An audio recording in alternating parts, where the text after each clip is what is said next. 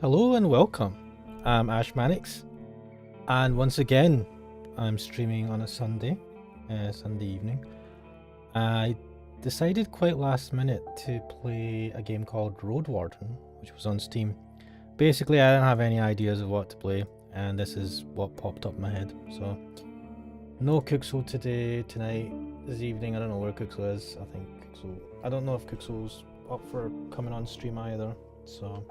It's just going to be me, and I'm just going to try out this game that I don't have a clue about. I just saw it on Steam and looked good, so yeah, this is going to be a random one. To be honest, I don't expect many people to be online at this point either. I get less people when there's no Kuxel, because Kuxel is awesome. Anyway, I'm going to switch to full screen. I think that looks right. I'm just going to check something.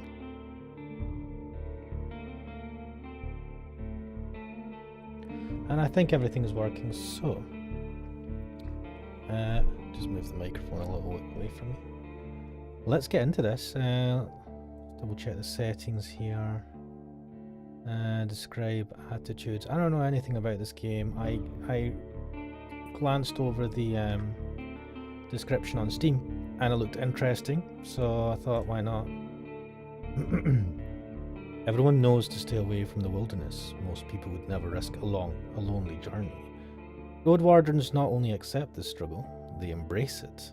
They deliver messages, assist merchants, burn human corpses, and if possible, get rid of the beasts and highwaymen.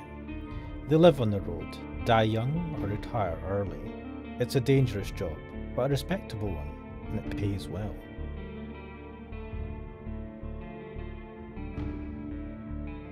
I have choices already? Based on my doubts. Oh, fuck! Okay. God. Please select the difficulty mode. This choice can't be altered later on, so I'm... 40-day time limit? I'm familiar with RPGs. I'm not a returning Roadwarden. Let's go with standard. First of all, I like this artwork. That was one of the things I quite liked about it when I saw this online. On Steam. I was like, this looks really nice. The wall is still standing. There are no bulls around, no stench of blood. Good signs. This should be the place you're looking for. You're supposed to meet with a group of soldiers, but you hear no voices, no sounds of labour. The gate is ajar, but the camp isn't safe. It may keep away the goblins and pebblers, but not beast folk nor trolls. The night is near. Your palfrey breathes heavily. I had a long day. What's my palfrey? I could just look for another shelter. I need to look around cautiously.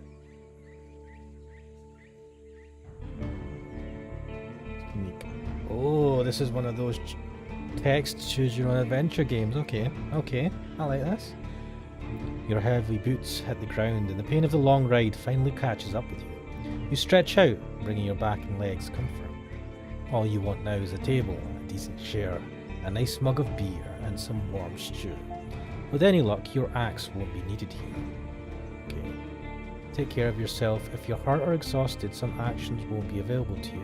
The weaker you are, the higher the chance you'll die in combat. Okay. Vitality is you feel well. 30 minutes before dusk. Okay. Approach the gate slowly. If it's a military camp, it doesn't look the part. Plenty of wasted space. The fire pit is cold. Two people are sitting at the table, tired and disheartened. They're looking in different directions, paying no attention to one another. One of them is holding a cup. After a moment, you notice the quiet humming. You recognize the melody of a light-hearted drinking song from the city harbour.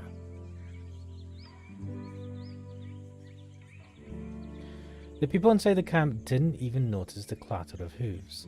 The short, dry grasses barely cover the arid soil of this valley, but you're maybe a minute away from the edge of the sparse woods, which get denser as they climb up the hills. At best, this trail is a few more years before getting overgrown for good. Hard to believe it's the only route north.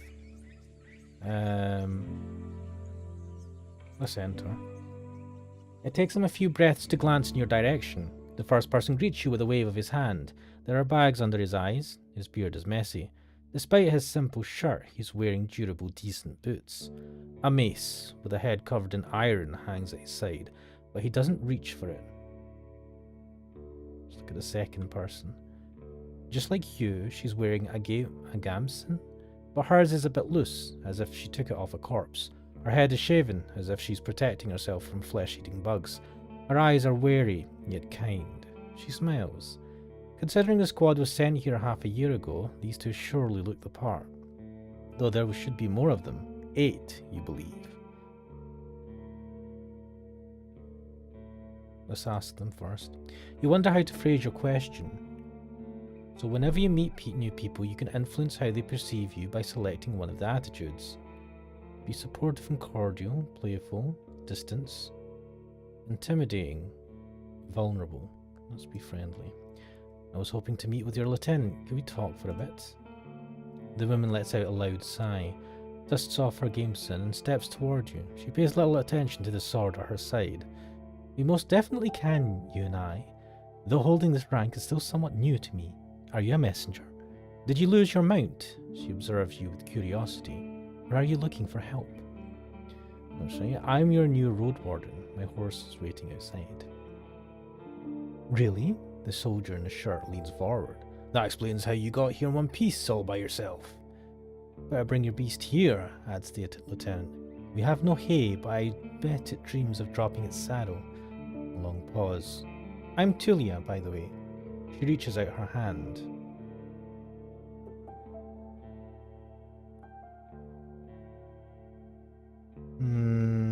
Do I trust these two? No. I don't trust them. How do you want people to call you?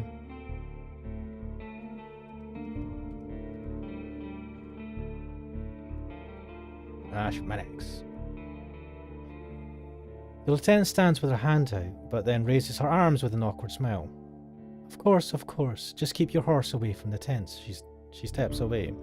We don't need to smell its dung. We should also prepare for the night. The soldier in the shirt also rises to his feet. We've no tent to spare. You'll have to use a blanket or something. Just say that's fine.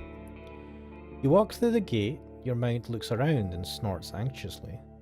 Not many humans could ride a horse. It's not only taller than you, but also bulky, as heavy as it is strong. You can get in the saddle within a stringle breath, but most people wouldn't know where to even begin. From every side, it's a wall of flesh. Horses were brought to the Dragonwoods from the conquest in the south. They can trot for a long time, but won't outrun some of the local monsters. Your palfrey needs you to survive, but without it, you too would be lost. Yeah, it's my companion here. I want it to feel at ease. It takes a few steps towards you, scolding you with another snort. You scratch the bottom of its neck with strength and confidence, just the way it likes it. Humans see useful animals, and even pets, as monsters in disguise. Getting emotionally attached to them is believed to lead humans to their doom, but you know that horses need companionship. I speak to it gently and lead it to the camp. Yeah. You end up next to the fire pit. Removing the saddle makes the horse nicker with relief. You take a couple of minutes to examine its back, just in case. While the riding equipment is not that heavy for such a strong animal, with enough time it starts to chafe. You wish it had something better to eat than this shabby grass. You should look for an inn. I need to unpack. You haven't brought that many things, and you lost one of the sacks while fleeing the Crimson's. 1 second, actually. Just check the settings here. Do I have quotes, achievements, credits, controls?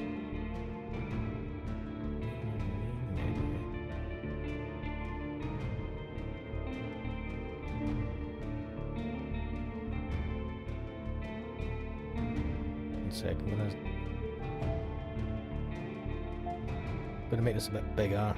Let's see. That'll do. Easier for my eyes to see. Okay, let's go back. You haven't brought that many things, and you lost one of the sacks while fleeing the Crimson Corpse Eaters. Worst of all, you have no rope left, but maybe the soldiers could share one. It didn't cost more than a dragonborn. Aside from the travel set, you own a few valuable possessions, essential for your trade. Okay, so I have to choose what I want to be.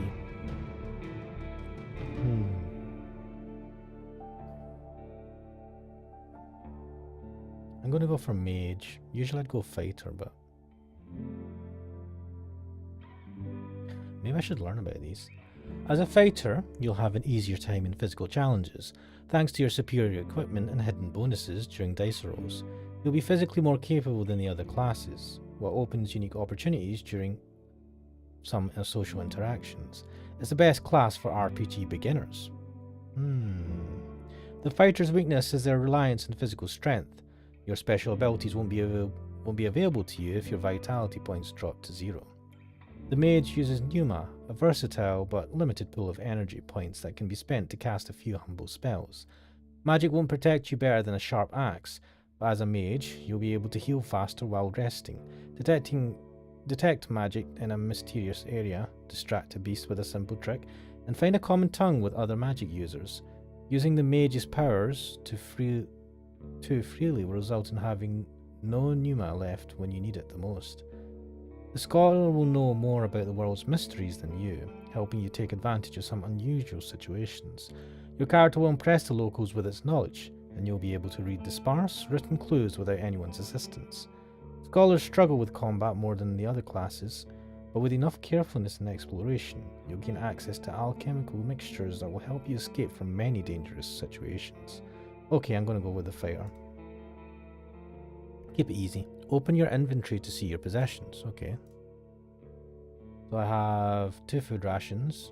Consists of dried meat, cracker nuts, seeds, fruits and water, which spoil slowly and don't require additional cooking. Cool. Pouch with coins. I have 5 coins. The Assay artisan make coins by cutting dragon bones into slices. They are valued by merchants, though rarely used in the countryside. A gambeson. Okay. A padded defensive jacket made of linen filled with rags. It's the cheapest type of armor, yet surprisingly effective and, as a result, very common. Your sack contains all sorts of useful tools. Just says useful tools, okay. A well-crafted battle axe. Travelling with an axe shows that you've learned how to fight humans and human-sized monsters, while having a weapon made of steel makes it clear that you are someone to be reckoned with. Difficult to make and valued for their usefulness. Crossbows can be used even by an inexperienced traveller and can pierce most scales and armour. Okay.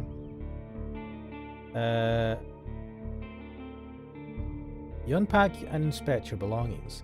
Your water skin isn't pierced, the spare clothes are still here. Just in case, you take a look at your wooden bowl and mug, your cape, tinderbox, bandages, food rations, knife. Nothing special or too cumbersome. From time to time, your routine helps you avoid mistakes, but this doesn't make it any more exciting. I return to the soldiers. They're at the table again, observing your beast and chatting between themselves. Your stomach growls at the sight of them eating out of the wooden bowls. One more bowl was put at a previously unused end of the table. You can sit down on a tree log.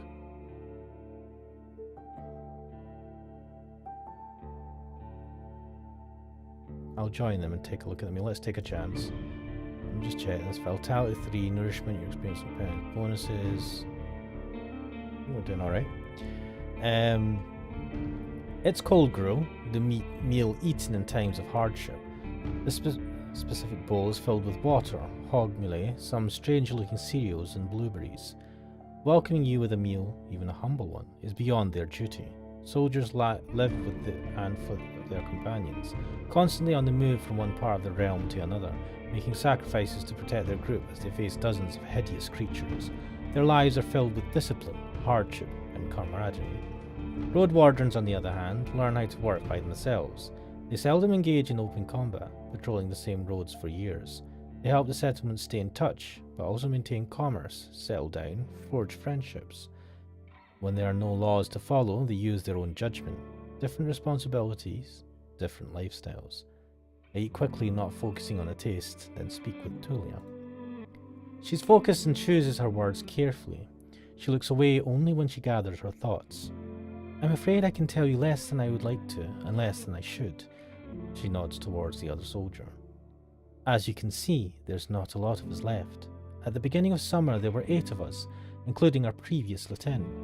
5 are dead, 1 has run away in tears. We're also strangers in this land.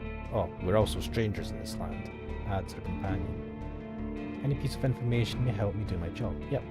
The man leans forward, his legs shake nervously. He sounds like a kid asking a bard to sing one more story, tell a joke or do a magic trick, whatever it takes to escape from boredom. His untrimmed beard hides a much younger face than you originally thought. What did the officials tell you? I expect not that much. No soul governs these lands. I share what I consider to be relevant. You tell the soldiers how little guidance you've received, since this area is far too away from Hovlevan to keep it under control. You were warned that it's untamed and unknown. Who knows how many villages, bandits, or monsters may be found in these unmapped hills and forests. From time to time, new people come here to look for boundless opportunities. Most of them never return. Do they turn into walking corpses, or find what they're looking for? No soul could tell me, so I was looking for your guidance. The lieutenant drinks from her cup and crosses her legs, ankle on knee. Seeing her chair makes you doubt she'll ever find a comfortable position. Where should we start?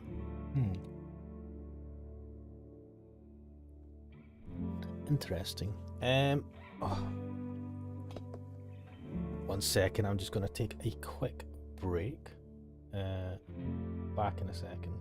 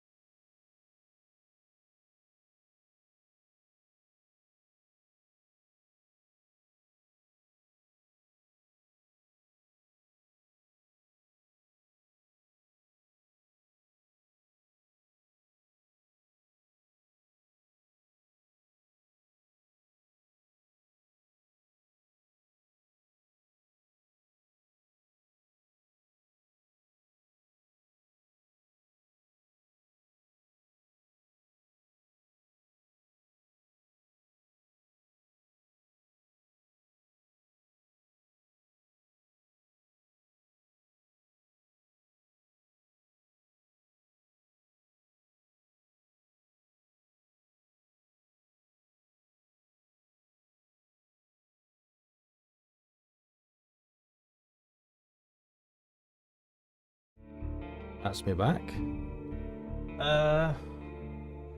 And why is... there it is. That's confusing. Change this so I can see my... Cool. I didn't realise I should change that on hold thing to say on hold. Anyway. Just ordered myself something to eat. I'm starving, even though I've had dinner. Back yet. The lieutenant drinks from her cup and I've read this bit. Where should we start? Let's see. What should I know about the peninsula? I'll tell you what I know and you'll be the judge, says the lieutenant. How long did it take you to get here from the city? On a decent palfrey, I'd guess it'd be 3-4 days. When you confirm, she continues, from here you can reach the coast in about a day, as long as you don't make any stops. Do you know the situation? Why no ships can get here? You nod. The Zero allows Hovlevan officials to keep in touch with the coastal villages, collect taxes, move the soldiers, collect lumber, deliver tools. But maintaining order on a wild coast such as this one is like filling the ocean's depths with coins. I'll say, because of the rocks, you can hardly stop a ship 5 miles from the shore, and boats can't get much closer.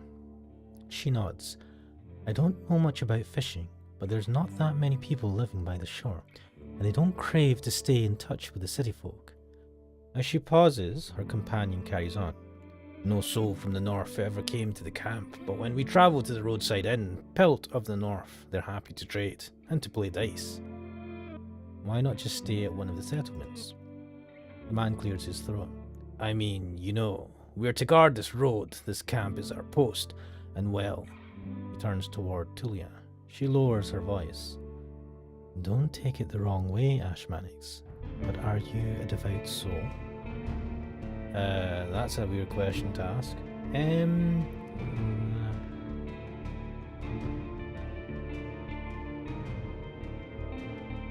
Okay, shit, I have to choose one of these.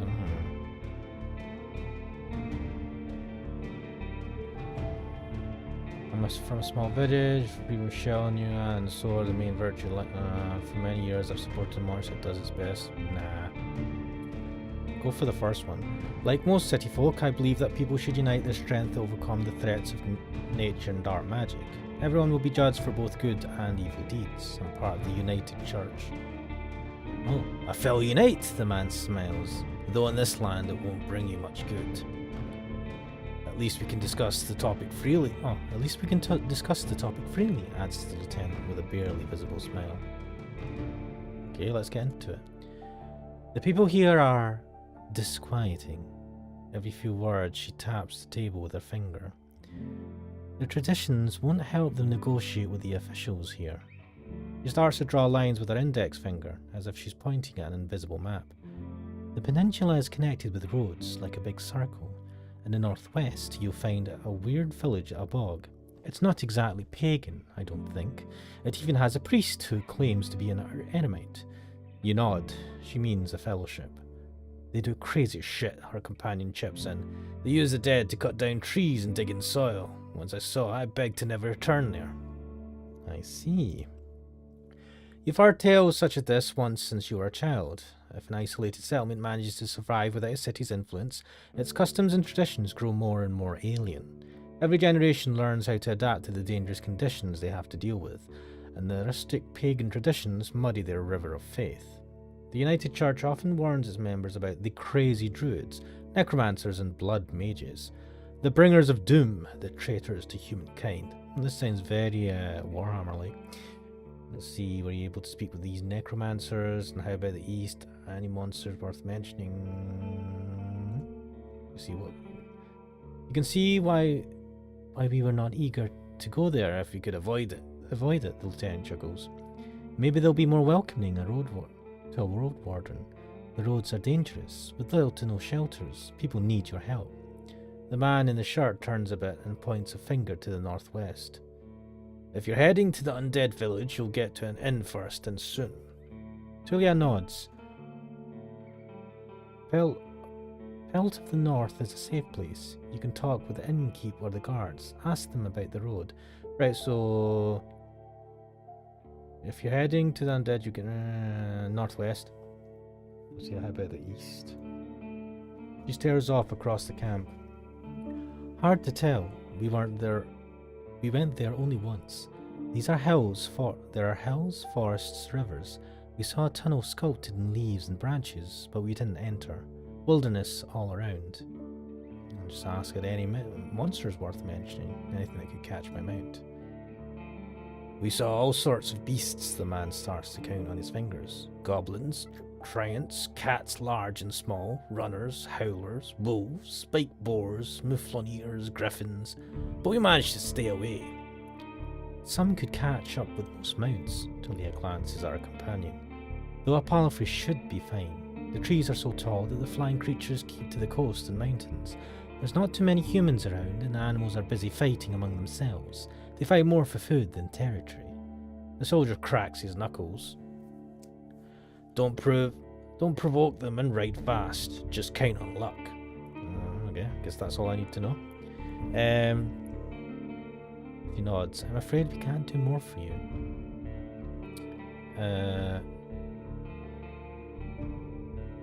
I'll ask what happened to the previous Roadwarden. Tula takes a deep breath. Aren't you a bit late for a rescue mission? We haven't heard from him for almost half a year. The soldiers speak for a bit between themselves, trying to get their story straight. They confirmed that he had stopped by their camp a few times, but stopped showing up at all in early summer. Wait, what was he doing? Was he just... Okay. The bearded soldier starts to scratch the table with the tip of his knife, without looking at you. I don't remember his voice. Always busy drowning in things to take care of. He would sit somewhere, sharpen his sword, fix his loud mail, clean clothes, write notes on that wax tablet of his. Yep, and leave at dawn. Unlike us, Asterion never gets bored. Tulia lets out a joyless chuckle. He's secretive, but some of the locals speak about him warmly. Maybe he just doesn't like us. Wait, who are we talking about? I was talking about the previous soldiers. Sounds like you're not sure if he's dead or not. Yeah, sounds like you're not sure if your previous lieutenant is dead or not. If anyone knows, they won't tell us. Maybe someone is keeping him in the basement, the man carves with a passion. We haven't seen him or his Saurian. Something ate him, I bet. The officials have hired you, right? They don't expect him to return. Richer roadwardens often use four-legged, meat-eating Saurians as their mounts. They have to be tamed and trained since they're hatching, but unlike horses, can easily defend themselves from many monsters. At least your palfrey is fast and reliable and won't suddenly sink its teeth into an innocent passerby. Oh. Do you know what he was looking for? Maybe he left you a message. Wait, are we talking about the... Oh, maybe we're talking about the previous Roadwarden. Neither one of us had any insights into his dealings, says Julia.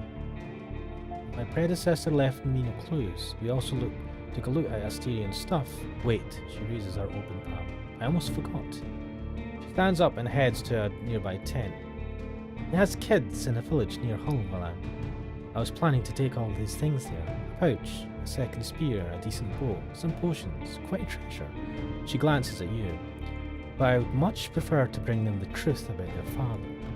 So you want me to find out what happened to him in exchange for the stuff? Here's the catch. She dusts off the hilt of her sword. Uh-oh. We've hired a messenger to ask the commanders for further orders. Since she hasn't returned and you know nothing about her, she either ran away or something happened to her. She sighs with resignation. We are meant to stay here until fall. What do you think? Come see us. Tell us what you've learned about the man, and we'll get back to Hovleven together. You think about your real mission. You're planning to return to Hovleven in the early fall anyway. We are meant to stay here until fall. I don't know why I thought that meant the evening. If he's alive, I don't think he's going to be happy about me taking away all of his possessions. True, but he's considered dead. Ooh, new journal entry. I doubt he'd begrudge you anything, and who knows, you may just find his shell lying on the roadside tomorrow. He wears mail, uses a spear mostly, maybe 5 feet tall but stout, long red beard, short hair, pale face, rarely smiles. She glances at her companion, but after he adds nothing, she sits down and stretches out her legs. So find out what happened to him. Dead, alive, left, just let me know. Okay. Lost my rope. Can I borrow one? You're in luck. She heads towards one of the crates and moves aside a large linen sack, revealing a rope. She brings it back and nonchalantly sits down in her chair. Take it. I wasn't planning to leave it behind. Take a closer look. A regular rope made of hemp fibers. A fine rope. I'll take it and offer... No, I'm not offering food. Food? Fuck that. Julia nods. For now, you leave the rope on the table. Let's ask about the squad. The man shrugs. Bandits happened and monsters.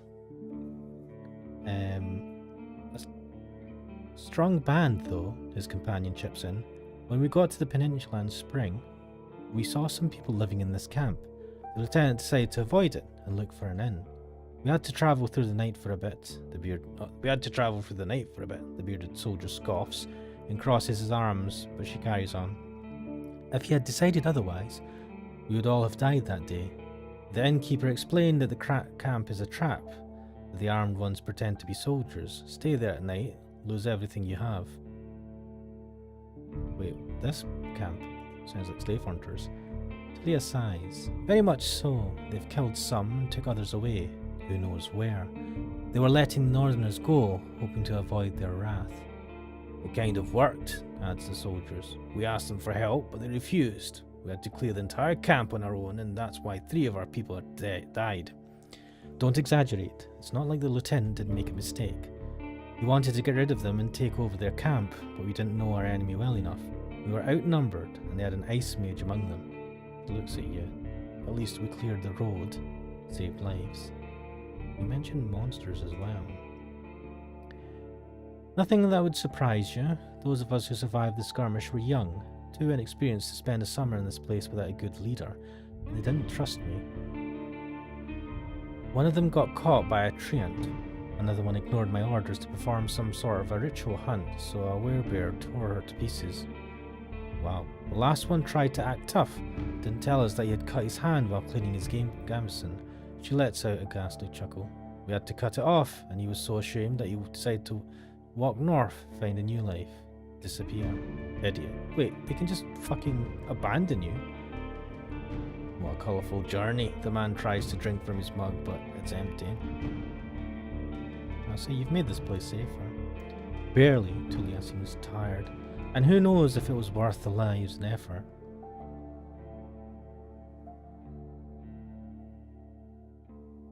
Anything I should know about this camp? The story is brief. Some merchants built the camp to have an extra stop for mules and donkeys. Just between the inn and the southern villages there's plenty of grass here, and a pond nearby. When the peninsula grew more dangerous, the camp stood abandoned, from time to time serving as a shelter for travellers. The bandits came here in spring, further paralysing the exchange of information between the northern and southern settlements. Since these highwaymen are no more, the situation may reverse. Time will tell. You can sleep here wherever you want, the man concludes their tale. Though don't expect to wake up without pain in your back. I'm gonna ask her if she became lieutenant. That's not much of a story, honestly. She looks at her hand, which is currently rolling a mug over the table. In the city, there's a strict order of... what should I call it? She exchanges looks with her companion, but he can't help her. Well, leadership succession, I guess. Ovlovan chief selects commanders, those select lieutenants, and those put their soldiers in order of priority. If a lieutenant dies, they get replaced by the next soldier in line. So you were his successor? Nah, not exactly. When we fought the bandits, our lieutenant was hit by a slingshot. His boyfriend jumped to help him, but failed to protect either of them from a spell. Oh, well, tried to save them and failed. It was like a ball of ice that hung above them and exploded, piercing their heads, completely avoiding their shields. Really unpleasant. Pauses.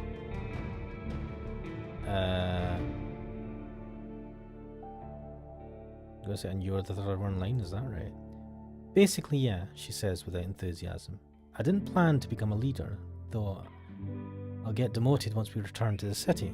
I prefer to follow anyway. What was your squad's mission? The lieutenant looks into your eyes.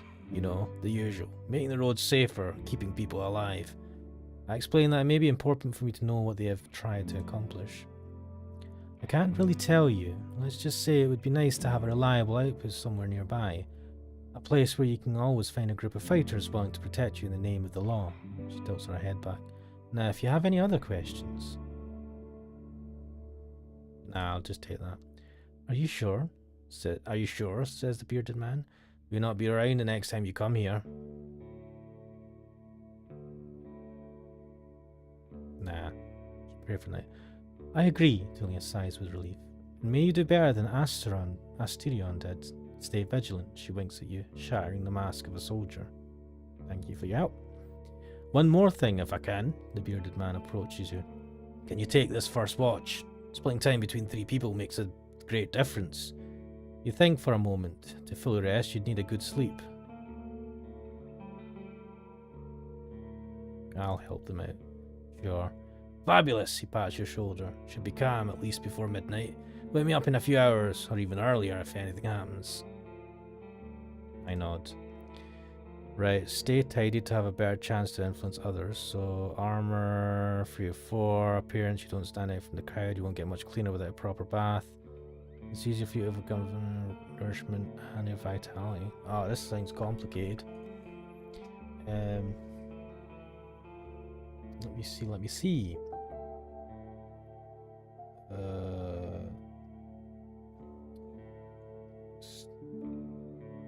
You go to the barrel and wash your face, which makes you even more aware of how much you need a bath. After the night, it will only get worse. Your horse is already napping, still too anxious to lay down. Prepare for the watch. The soldier in his shirt is eager to guide you. Just observe the area. There's plenty of griffins around, though they won't try to jump over the palisade. Probably. Better watch out for the apes. They climb up and carry out any food they can find. There's this one really loud were-elk that keeps smelling the wall, though has never tried to get in. He points at a gate. The lieutenant and I will block the entrances. They're quite heavy, so if anyone comes here looking for shelter, better call us to help you out. And if this someone is being chased by wolves or anything, better throw them the rope instead. He scratches his head. If it gets cold, feel free to make a fire. And the best place is on the watchtower. You may want to put a blanket there or something. Like what? Watchtower? He gives you a long, puzzled look. Oh, here! He points at the pile of crates.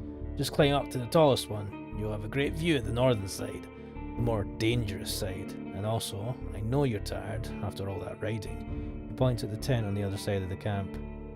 I can handle a couple hours sleeping on the ground. If you wish, go there after me and rest. Just this once, at least I have a pallet inside. I'll say thanks. Don't know, these guys... Wait, what the fuck? Ooh, there's stuff around here. You put your blanket on the tallest crate and sit down. The night is warm, but the sporadic summer breeze brings gentle refreshment. From time to time, your back aches, and you have to force yourself to keep your eyes open. The light of the moon helps you focus on the tall grasses. For most of the time, you spot smaller critters and birds, but there are exceptions. At one point, you see 3-horned deer trying to challenge one another. Before they clash their antlers, a 2-legged dragonling appears. Leading its much smaller offspring. The furry beasts try to intimidate the predators with roars and aggressive head movements. After a few moments, both sides walk away slowly, not willing to risk the fight, nor to admit their defeat. Don't let it distract me, I keep looking around. You hear the death screams of distant prey and the mating calls of monkeys. Runners are chasing a grey hare. A group of Muscovan lazily chew the grass, preparing themselves to sleep. A dusk fox is running together with a lynx, making playful screeches. Thankfully, you never have to intervene. You just sit there, watching the not-so-distant forest, trying to outlast your sleepiness. You can only guess how much time has passed. Once you feel you've had enough, you climb down and go to a tent, waking up the bearded man with just a couple of words. You confirm that nothing important has happened. I gather my things and squeeze into the tent. I use my bag as a pillow, put my blanket on the pallet and cover myself with my cloak. Sleeping in a tent is not the stuff of dreams, but it's a much welcomed rest. The pallet keeps the cold soil away. The moonlight saves the outside world from the eerie gloom. You listen to your own breath and find a comfortable position. Your job starts tomorrow. Just focus on the real goal of my journey. Wait, what is it? That's the time. Let me have a look at my journal.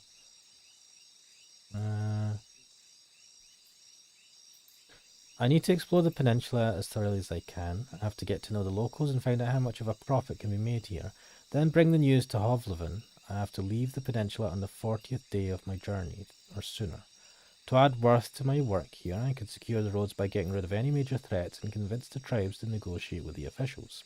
Soldiers told me about a large village that repeatedly uses necromancy, even though it's forbidden by law and can be extremely dangerous. I should take a look and judge for myself. The village is somewhere among the bogs by the northwestern road. Okay. I have to find a Roadwarden. Okay, let's go back. The Merchant Guilds wants to take control of this realm. Your warden duties are secondary. First and foremost, you need to explore the peninsula, learn about the territory, resources and threats, get to know the locals, and if you can, convince them to consider negotiations with Hovleven officials and traders. Could the tribes resist the soldiers or be a threat to the priests of the United Church? Are there any forbidden practices that need to be eradicated, such as blood magic, necromancy, robbery, or slavery? At least I have time, 40 days to be exact. I need to be as thorough as I can. Once you finish your reconnaissance, you should speak with Tulia and return to Hovleven. There, you report back to your employers and get your reward. In the meantime, you have your own goal to pursue.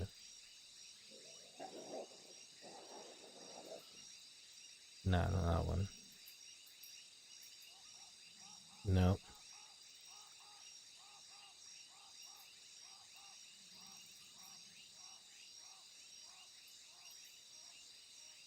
Don't want to be a hero. Your half-asleep senses are catching the sounds of the wild forest. Your instincts keep you alert and anxious, though the pleasant, humid late summer air evens out slowly. Okay. You're thinking about your goal, but you need to gather your strength. Right, let's sleep. Sleeping in a tent. You can spend the night in a board tent. It's nothing special, but it'll protect you from the wind and rain, and the ground won't be painfully hard nor cold. Sleep.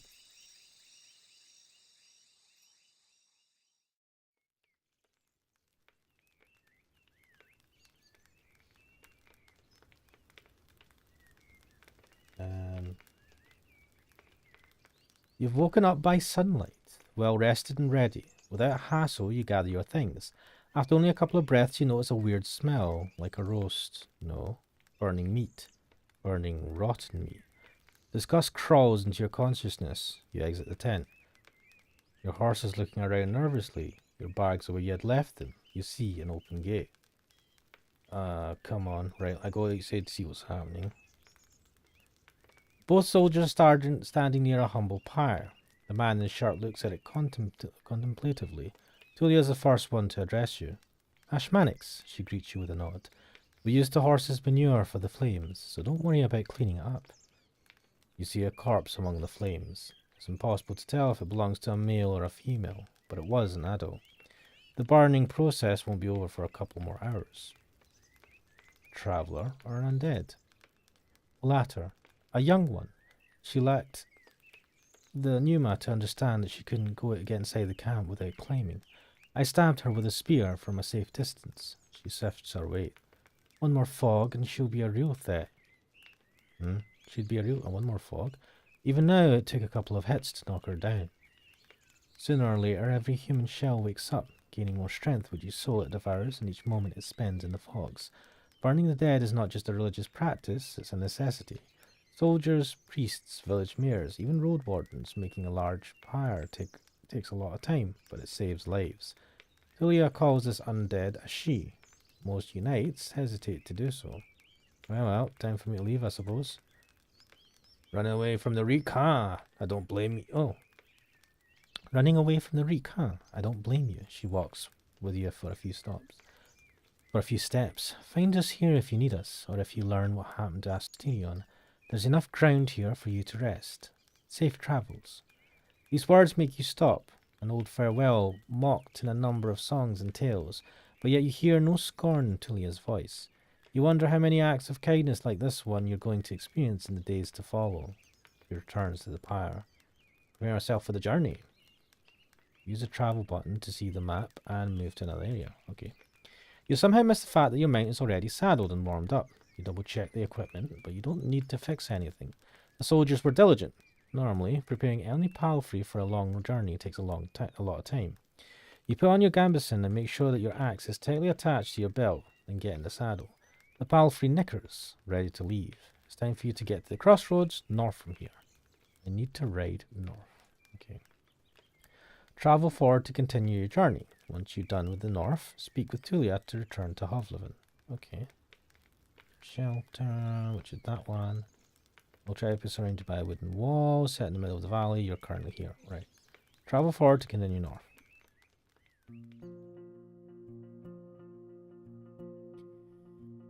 Even at a later hour, you wouldn't expect to meet many travellers in the valley. The warm summer breeze lures your mind forward, but the serene chirping of birds is quickly replaced by distracting screeches and gurgles coming from further down the path.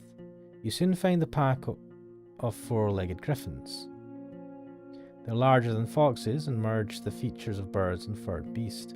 Each one is of a different size, coat and colours, and their temperaments are just as varied. Their fronts are covered with vivid feathers, while their rears have darker fur. Their wings are massive, making them impressive jumpers, but they're too heavy to fly. About 24 beasts are yelling, brawling, and chasing each other, blocking your path. Fuck. Right, you can enter the forest blindly. If these are other creatures were to chase after you, the thicket would be disastrous for your horse. There are reasons why travelers stay as close to the main road as possible, and why adventurers move in group. Usually the safest approach would be to stay where you are and just wait for the pack to get hungry. It may, however, take up to a couple of hours. You're thinking about the conversation with Tulia, you've got a lot to do, and time may be of the essence. If you have any vitality points, yep, you can use the warrior's training to access unique interactions.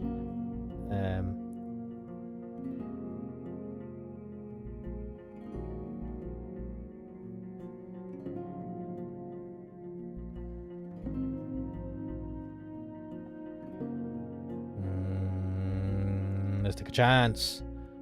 Initially, your horse completely trusts your guidance, though after a few more steps it snorts. You prepare your axe and get ready to push away any griffin willing to jump on you. You can learn more about your abilities in the character sheet. Once you get in the middle of the surprise herd, your mount squeals and gallops forward. The creature in front of you flee, but others try to jump at you from both sides. You kick 2 of them away, but the third one scratches your leg. It hurts, though only a bit. You ride away and the griffins can't keep up. You still hear their screeches when your mount slows down. Let's get to safer stop. I stop to clean my bandage and mount. Okay. The hell is this?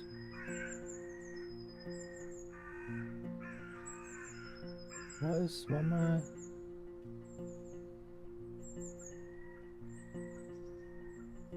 Alright. The road splits. Keep track of your achievements as your... My name is Ash Mannix. I used to be a fighter. The road splits. According to what the soldiers have told you, you may find a safe inn by turning left. The forest to the right is lush and the trail overgrown. Kids used to have this song. How did it go? The harshest pathway leads to the dragon's lair. Those who search for treasure, do you truly dare? The signpost in front of you doesn't make your situation much clearer. It was put here by someone who can't write, for folks who can't read. Covered in old red paint, it points east. Blood there, as people say, danger to be found. There's not a soul to ask for guidance. Yeah, I'll call it Sodal. Sodal is peaceful as you stroke its mane. Maybe it can't help you choose a path, but you spent many years together. Happy to go on, it takes a couple of steps forward. You spot a few berry shrubs and wild cabbages, but they still need at least 2 weeks to gain maturity. Right, I need to click the travel thing, don't I? Right. Yeah, east was bad. I remember correctly. Wait. There. Sodal trots with ease, unbothered by the few branches covering the beaten road. The birds' songs and distant howls draw your attention to the forest, which gets sparser and brighter. You spot boars, roe deer, and saurians. The sight of a nearby wolf pack worries you, but once you push your hips forward and your palfrey enters a canter, the beasts don't even begin a pursuit. The speed alone will protect you from many dangers. You notice a stone tower, taller than the trees. Must be the inn I've heard about.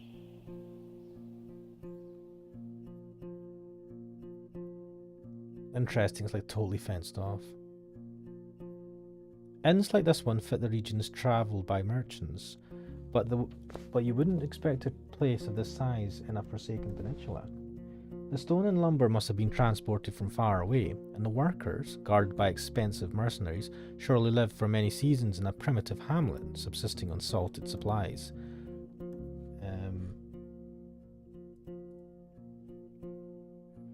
There are seemingly no cracks in the wall, and the building was whitewashed only a few years back. The road is wide and beaten. Dozens of souls could hide, if not in the buildings, then at least in the yard. The expenses and labour put into this fortress were worth many trading ships.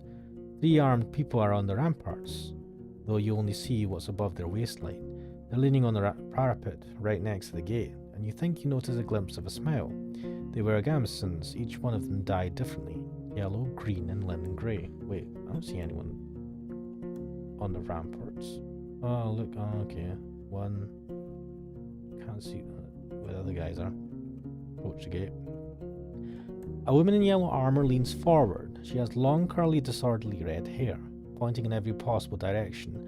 This combination of colours doesn't work at all. In the woods, one would have to shout to draw this much attention. There's still a fair distance between the two of you, but she speaks loudly. I hadn't seen a horse for years now. I just said that it's weird to see such a large jackass, huh? Her voice is young and strong, with an accent that reminds you of the villages spread around Hovleven. But no jackass would wear a saddle, I'd say. She exchanges a few words with the male guard wearing green, giving you time to move closer. Well, this one here says there really are donkey saddles. Say, traveller, how hard is it to ride a horse? Right, let's see. Playful, distance, intimidating, vulnerable. I don't know, playful. I laugh, you wouldn't believe it, the lessons were a pain. What's this one? How about you give it a try? I laugh, you wouldn't believe it, the lessons were a pain. You get off your horse and imitate the silly walk from the day that followed your first long journey. When your whole shell was crying, you illustrate the pain as you move your hand from the back to your hips, then thighs. In return, the guards tell you about that time when they had to carry their friend with bitten off legs for 3 days straight, through the heart of the woods. Meanwhile, the other guards open the gate. You may be in a good mood, the woman in the yellow jacket smiles at you, but don't get so noisy when you talk to our boss. The man never smiles. He has the world's suffering sculpted on his face. She leads you under the roof under which your palfrey can rest, tethered with a cord to a wooden post near some old hay. Once you're ready, go inside, speak with our boss. Maybe you're hungry. The other guards take care of various chores. They peek at your mount every now and then as they're splitting firewood, cleaning their clothes, weeding the garden patches and moving chairs. 2 of them are making a rope. You head toward the inn, hearing the piercing scream of a boar from the other side of the yard. Let's open the door. The locked windows make the air stuffy, and the weak fire in the stove hardly lightens up the hall. A muscular man is sweeping the floor near the stairs, but after he glances at you, he leans the broom against the wall and heads behind the counter. If you're at an inn in the morning, you can spend the entire day in resting. You're lucky to show up. His voice is deep and soft, with a city-like accent. He observes you with keen attention, yet avoids your eyes. I have a keg of decent ale. Wormwood, bog myrtle, juniper berries, cat's foot. He fills a mug carefully and puts it on the countertop. It's going to spoil soon, today maybe, and we don't drink here before the even. I hate to see the good stuff going to waste. His skin is dark, almost purple, rare even among the southern tribes, and his hair is naturally bluish. His clothes are quite fancy for manual labour. The elegant tunic wouldn't stand out in the city square. Stand at the counter. The planks let out a creak after every step you make, so you slow down a bit.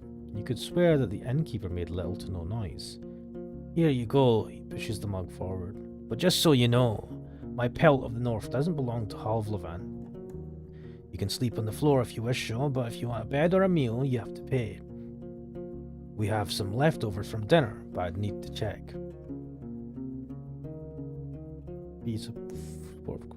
Thanks for a drink. I see you now know how to make friends with the Roadwarden. He meets your eyes with a puzzled look, then grabs a wet cloth and starts to wipe down the shelves. From time to time, your conversation is interrupted by splashes of dirty water in a wooden bucket. Oh, nothing is truly free. I have worked for a soul... What? Ah, there you are, Cooksoul. Yes, this is an old school, man. And I'm going to do my voice in. It's proper text adventure. Let's see. Well, nothing is truly free. I have worked for a soul of the road, but I don't need a new mouth to babble. He speaks slowly, yet audibly. I value my time. You should value yours. Bring the ale. The dark room and wooden walls of the mug make the liquid look as brown as a chestnut. The lee in spring hits your nose, and the first sip is even too complex, too flowery. While the brewer has used fancy ingredients, the exotic licorice ruins the aftertaste. Now you know why there's so much left. Maybe it takes an acquired taste. The innkeeper nods. I was hoping to see someone willing to patrol the roads. Maybe you'll help me with a more worrying thought I have. Which is? Cooksoul coughs. Har, har, har. There are brigands in the wood. Our place is a stronghold, so I'm not afraid of an open strike. But they've gotten more active in the last 2 years. One day they may steal our furs, and I've no doubt they're the reason my merchants come here only once. Having bandits around gets expensive. He rubs his hands together, camouflaging his paws. I want you to reach Howler's Dell, northwest from here. It's the largest settlement around. Sure you'll get there sooner or later. Ask Tice, the mayor, about Glossia, that bloodthirsty wolf of a woman. I've heard rumours about a raid in the north. If Glossia is ready to break the truce with the locals, I'm willing to join forces with them to get rid of our band. He looks at a nearby dragonbone. Not too difficult, right? Just do it when you have a chance. A couple of days won't make much of a difference. I'll pay you 2 coins when you get back with the news. Fine. 2 for 3, jackass. He observes you for a moment. 2, he growls.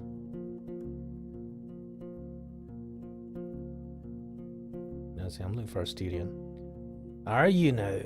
He goes to the table and invites you to sit down with him. I don't think I'm going to be of much help. He rests his elbow on the table top and grunts quietly to clear his throat.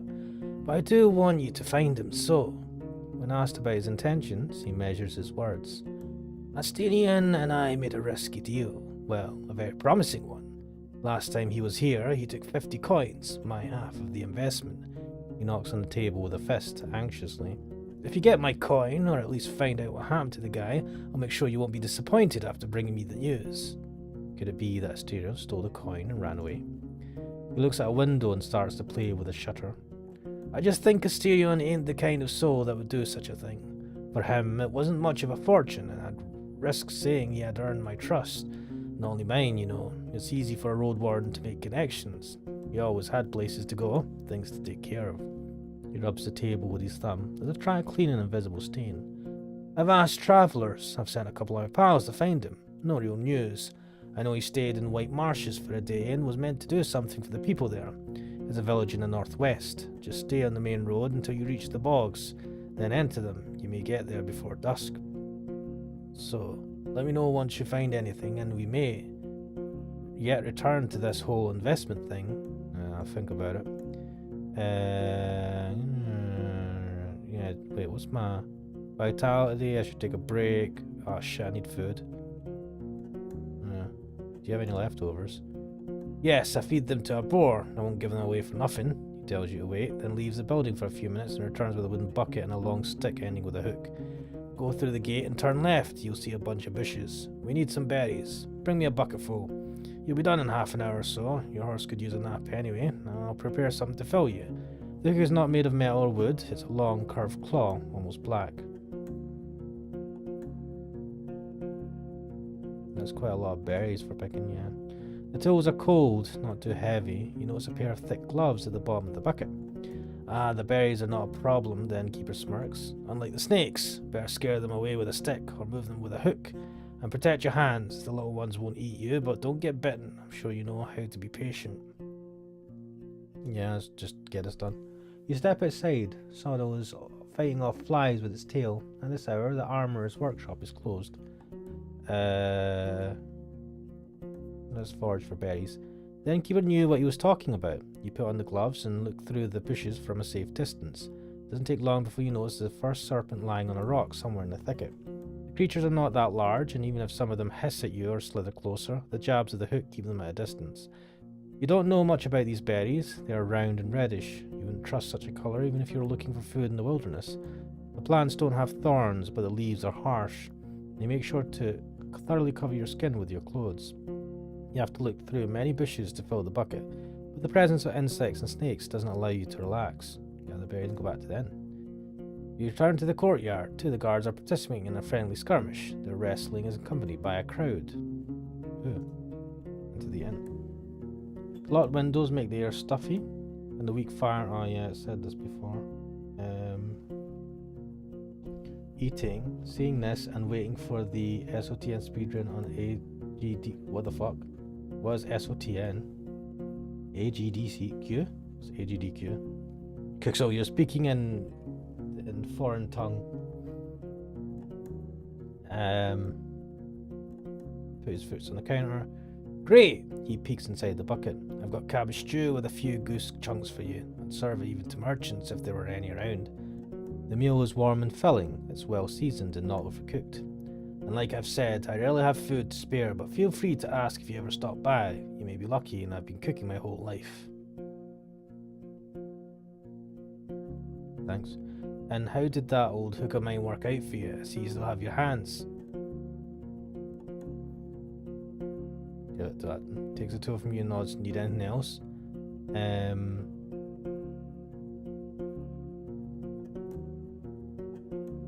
What do you have for sale? I can go and pick up a few things for you. Some food for your travel to start with. Apples, nuts, sausages. Not too many at once. We need to maintain our supplies. Got an elk fur I don't need. Fire was caught by a pack of red wolves. Oof. Nice for a sleeping spot. Just as nice for a wall. An almost untouched bowl of soup. Priceless for a traveller. You can't tell if he's being sarcastic. Made of fine gold cash. Strong, though you should have some better supplies before you start your own bathhouse. After you mentioned you'd like something more useful in these roads, he looks down. I don't have any blades or armour to spare, but if you pay well, you can take one of our crossbows and a bunch of quarrels. A U-bow, wool cords, and the trigger needs just a little bit of oil. It's as good as you can get without soaking it in magic. It takes a bit of muscle to draw, but even a 16-year-old could handle it. I won't sell it cheap, but I'm ready to give a discount to a helpful ally. Let's see, looking at well, I don't have any money for the elk far. How much money do I have? 5. Food rations. Should buy them. An oak-based balm that burns skin in longer contact. What the fuck?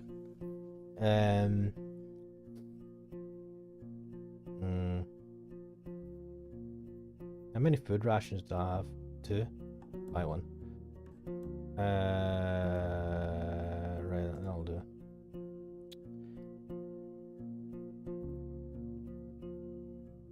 I am alright for nourishment. I need a shower. Wait, maybe I should buy that. Soap. Right.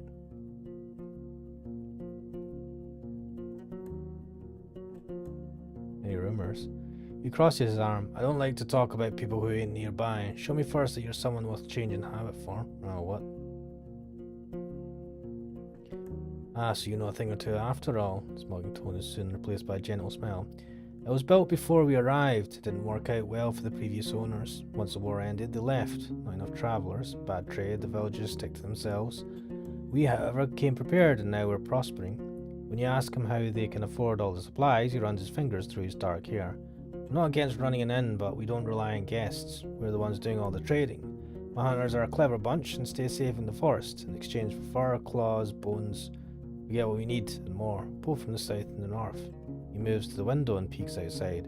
We have a good life here. We spent a whole lot on armour, crossbows, lumber, spears. But then, in another 10, maybe 20 years, we'll have enough savings to move to Hovleven and not work for another day of our lives. We take risks, but smartly. The team is stronger than ever, and I have big plans for us.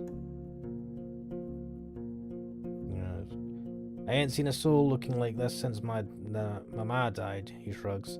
It's not a fascinating tale, let's just say I wasn't part of the invasion. Yeah, I'm glad it freed all those who were chained by the cities and their corsairs. Looked at the wall.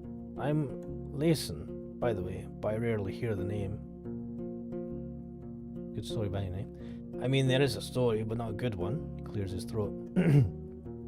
For years I wanted to have an inn called Pelt, but in my city it would be in bad taste. Taverns and inns named with a single word were cheap and had a nasty reputation. There was the Claw, the Mugger, and Basilic, and Blissful, I think.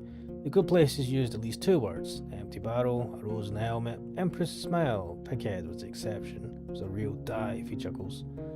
In my soul, it's still just a pelt. Pelts are what we came here for, and what will make us reach our goals.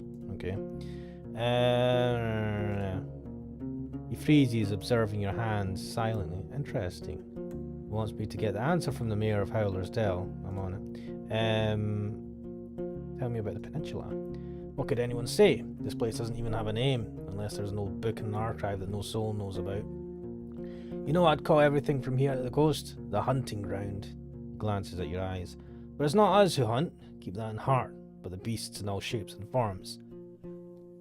His words gain confidence slowly, which is strengthening by his deep voice. I've lived in this inn for over 10 years now, and I've only seen a couple of roads, a couple of places.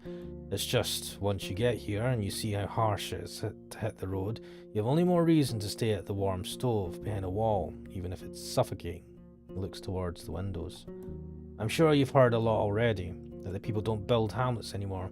There are no more ibexes from the south, and the traders stay for only a few days. All of our iron is used for cauldrons, not swords or tools. Let's ask what I find if I travel west. Yep. Well, there are hills nearby, and then you'll find a village, maybe an hour away from here. It was destroyed by beasts almost a decade ago. Nothing to see there. The goblins live there now, so most people just travel around it. And they say it's haunted, but who knows? Who cares? He crosses his arms and starts to sway back and forth, gathering his thoughts.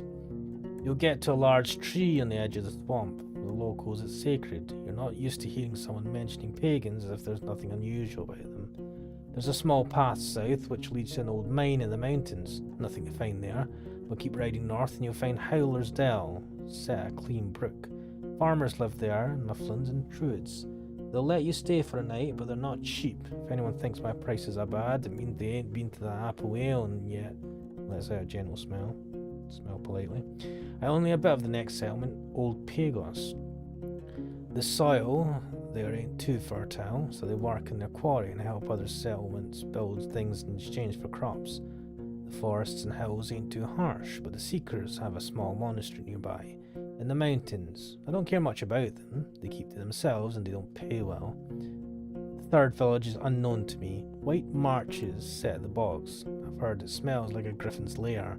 I've heard a lot of nasty rumours about the place, but I won't share them. I don't want to be a lie spreader. A lie spreader? Interesting term. So, 3 villages really. Howlers, the one near the monastery, whatever it's called, and marshes. Don't let their beds and palisades fool you though. Weird people live there. Don't tell them more than you need to. You wonder if it's something we would tell other travellers as well. I'm going to say their eastern road's as rough as I've heard. Pretty much. Don't leave the main road, I'd say. Not so far from here, you'll find an old dolmen. A few of my people had to spend the night there, and monkeys stole food and gourds from their bags. It was their fault. One of them had fallen asleep in the middle of the watch. But you know, the eastern forests are wild and the roads are rough. There's no souls live there. One day all these roads will be swallowed by the trees again. The farthest my team has ever gone was the home of the Enchantress. You stay on track until you reach the crossroads, right near an abandoned watchtower. From there, turn east. You'll recognize the place. It's a nice home in a lonely meadow, surrounded by a wall. It looks towards the closed window, then at you again. Kinda like our walls, but simpler, without coating. She lives as a hermit, Eudocia. I don't even know how she survives there, but if you don't have decent coin, you won't find much there.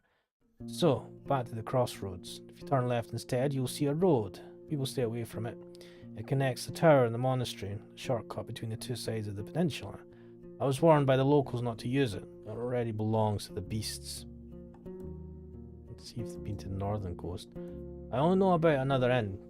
It's far from here, maybe a day on foot, a bit less from the eastern side. His eyes once again focus on the floor. I've never been there, but I've heard it's a safer place, close to villages of fishers and hunters, though I don't know much about them. Cool. That's all I need. I'll go outside. Wait, there's an armorer. You walk past the well and find a small open shed, not like the stable, but with a humble set of tables, carving tools, hammers, sharpening stones.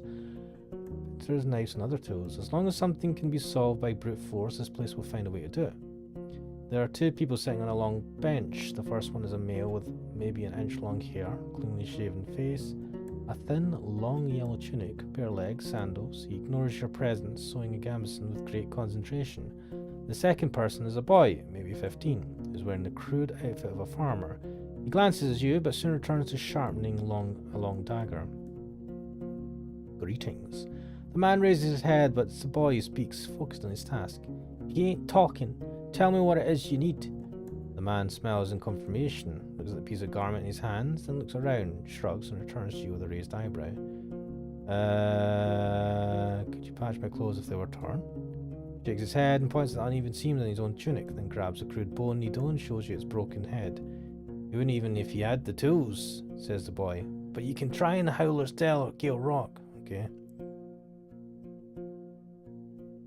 I might need your services in the future.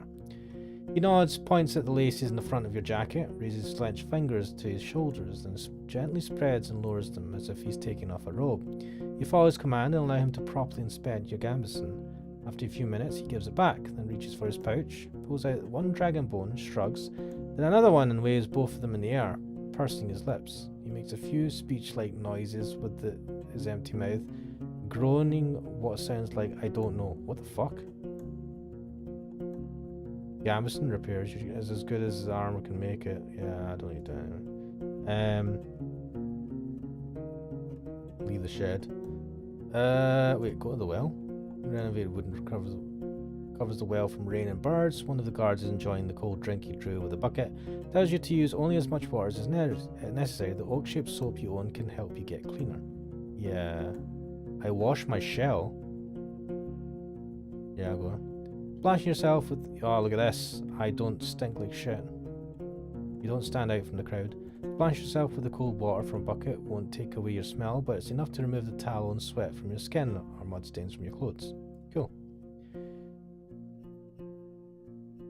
Hear the sound of work coming from the armor. I went to the armor. Learning a trade. Kind of, he answers reluctantly, but his teacher pats his knee, giving him a harsh look. The kid clears his throat. Yeah, but we both ain't masters, you see. There's not a soul to teach us, so once I'm ready, I'll try hunting instead. Fixing things for others is boring. The man grunts a sound, though you don't understand it. Seeing your face, the boy chuckles. He said safe. Let's meet in the middle, boring, but safe. The man nods. Okay, that's... Cheers.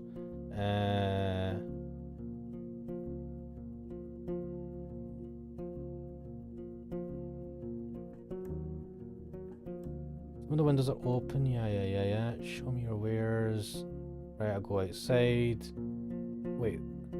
You step outside, Solo's lazily looking around. You hear the sounds of work coming. Right, I need to ask something from the armor. Okay, I feel like this gambeson could use some adjustments. He nods enthusiastically, but then apologetically points behind him, a small box filled with basic tools. He ain't that experienced, says his assistant. We do this and that, but only the simple things. Okay. You return to the courtyard. What the fuck am I supposed to do now? Wait, travel. Shit. I can travel. Yeah, so east sounds bad. Let's go further west. The road uphill meanders, slowing you down and forcing you to pay close attention not only to the shadows of the trees, but also to the tight, rocky passages. You can't help but notice a few caves and fine ambush spots. Keep an eye out for any sign of fire. Life. Dun, dun, dun, dun, dun, dun, dun, dun, dun, dun. Standing in front of the gate, you hear no voices, no tools at work, no steps. Dozens of birds live among the collapsed roofs. They are fluttering, singing and squawking as free of worries. That is not a good sign. 1 second. Oh, why is my...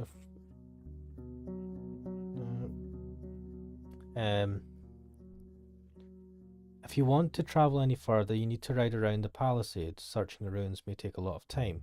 The broken gate in the north will lead you to the village. The sound of a gentle river reaches you from the east, where you see a saggy fence surrounding an overgrown pasture. Behind a burnt building in the east, you see an oddly barren field. So we either take a close look at the gate, approach the building near the field, or move forward.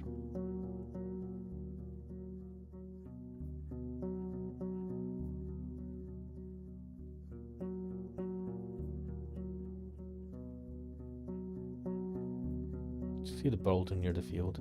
The broken logs and planks are charred, while the wooden walls are rotten and covered in moss. You see no ashes or dust, proving that the fire happened long ago. The smell is awful. There are no reasons to stay for long. You see no furniture, just some broken shelves. It was just a storage room. The valuable odds and ends were already taken by the scavengers. Okay, let's take a look at the gate. The palisade is in good shape, and the entrance wasn't even touched by the fire. It was torn away, possibly thrown. The amount of used force must have been huge, but you expect that it would push the gate into the village, not away from it. You don't see any marks of a dragon bite. A troll could toss such planks, but after so many years, you see no paw prints. A mage? You can't really tell. Where do you want to go? Right, southwest part of the village. Inspect the fields in the southwest. Inspect the pasture in the southeast. Right, okay, okay, so we've entered here. Alright, this bit. You don't find a single sign of the livestock that lived here in the past. Any bones, horns, antlers, or dung have already been devoured by the wilderness. The pasture ends at the river on the opposite bank. The meadow turns into a thick forest, impenetrable for a rider. What are the chances that a herd of defenseless animals could get there and survive? The breach in the southern fence wasn't made by some brute force. You find axe cuts in the spots that were ultimately broken away. After all these years, there are no tracks that you could follow. To the main road.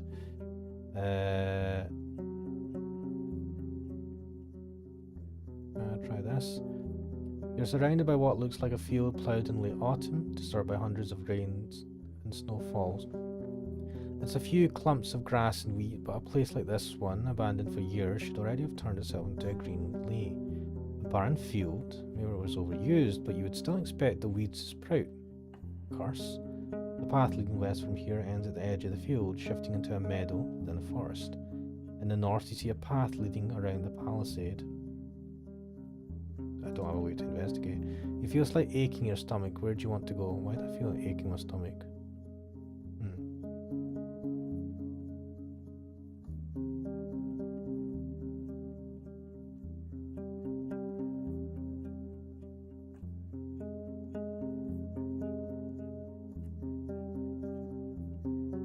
Buildings, some of which have collapsed, are made of wood, now charred and run. You spot claw marks on the walls, especially close to the doors and window frames. They could belong to a dragonling or a large wolf, larger than the grey ones. Or a corpse here. Too many options to make a guess. Yet no beast remain in sight. You find the remains of clothes, furniture, odds and ends. Only one object seems to be of use. A basket-like fish trap made of vines and willow branches. If a large fish swims into it, it won't be able to get out on its own. It's quite large, but I can fit it on my saddle.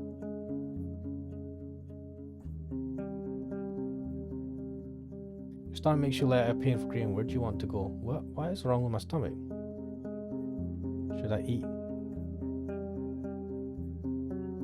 I seem to be alright. I don't know what it's complaining about.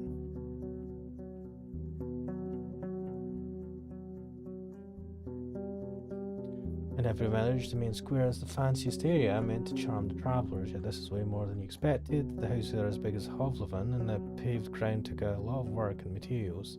The walls, now charred and riddled with holes, are made of inexpensive coated wattle. The tiles for the roof also had to be brought here from a different settlement. Peek inside the three smaller buildings, the rotten remains of their former splendour. The birds living down the nest respond to your arrival with quite a commotion.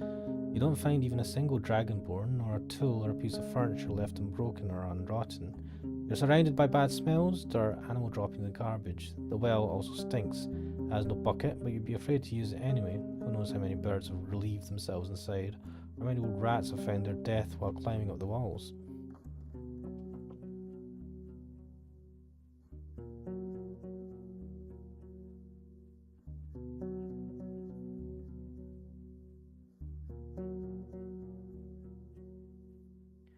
Who knows? Suddenly you hear some sounds coming from the largest building. You stop and touch your aching stomach. You step cautiously towards the scent of urine and sweat. The flickering candlelight shows you broken furniture, yet no signs of burnt wood. You can hear Scylla pulling the other door when a masculine voice proves that your presence is not unnoticed. I didn't want it to come to this, but stay where you are. Whatever you put inside, be it a shoe, a hammer, I'll give you a bolt. That stranger on Roadwarden. And you chose this place to visit from all that there are. Even outlaws don't come here. He pauses and goes on before you respond. And maybe you're telling the truth. So let's say this. My old ballista here is all pulled and ready. But won't do anything stupid, right? No running, no jumping around. Show your hands. The man's voice lacks confidence and his accent is tricky for you. He could be from the distant south, but as long as you don't speak too quickly, you understand one another. You don't hear any other movements, breathing, voices. You lean your axe against the door frame and make sure that your knife is well hidden. Walk inside. Dense smell of urine hits you with full force, while the tools and utensils are hard to distinguish from the rubbish. The route to the upper floor is blocked by the collapsed roof and loose wooden beams. There are scraps of rusting iron and steel on the ground detached from the now destroyed barrels. The scavenger is sitting on a blanket in front of the tent, pointing at the floor with his loaded crossbow. Not a short man, though a bit skinny. He's tan, dark-haired, and has seen his share of struggles. There are long claw scars on his left cheek, and after one that would divide his eyebrow in half if it hadn't been consumed by a fire, just like the rest of his forehead. His clothes are untainted by vanity. He's barefoot, in a dirty linen shirt with rolled-up sleeves and simple pants that use a cord or a belt. His long beard and hair are untrimmed and untangled. Wait a minute, can I save? Quick save? Wait, settings. Save. Oof. Yeah, I'm not going to be a threat. You wipe the dust off the steps, but before you sit down, you hear the man's annoyed voice. Now, don't get too homey. It's only a place there that's not just ashes and debris, and I'm not sharing it. You better ride ahead. Already piled up whatever hasn't rotten. Candlelights are dancing on his burnt face and arms. He moves his crossbow just enough to make sure he won't shoot you by accident. I saw your horse. Maybe you could help me, eh? What are you looking for in this place? You don't sound like you're from the north.